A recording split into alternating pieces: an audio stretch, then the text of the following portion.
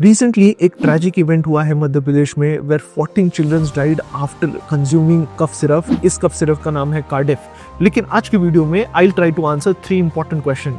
First is it an isolated event? Second is, how are deaths happening after consuming cough syrup? Third is, who is responsible for the entire tragedy? Coming back to the first question, is it an isolated event? ये event isolated नहीं है। 2023 में Gambia में close to 70 children died because of consuming cough syrup which was provided by Indian company. 2024 में again similar event in Uzbekistan. 2025 में even WHO had sent advisory जहां उन्होंने बोला है कि 2022 में close to 300 children died by consuming cough syrup and its adulteration. तो ये एक आइसोलेटेड इवेंट नहीं है। We could have learn from prior experience. Second important thing is cough syrup consume करने के बाद डेथ कैसे हो रही है। Usually most of the cough syrup में there is a pharmaceutical grade propylene glycol use करते हैं which is mildly sweet and solubility improve करता है।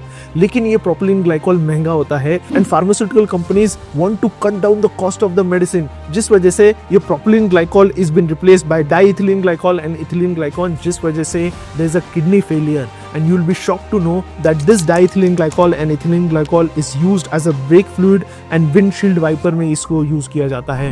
So just to cut down on the price and to get that extra profit, ये adulteration conduct किया जाता है। अब इसके पीछे कौन रिस्पॉन्सिबल है?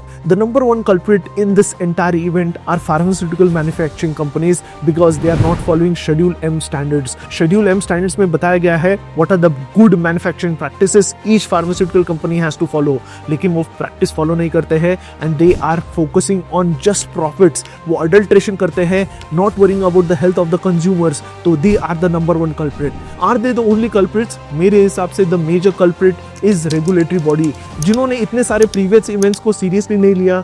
Secondly, ये Schedule M standards को enforce नहीं किया। उससे भी बड़ा reason है that these regulatory bodies are involved in lot of corruption.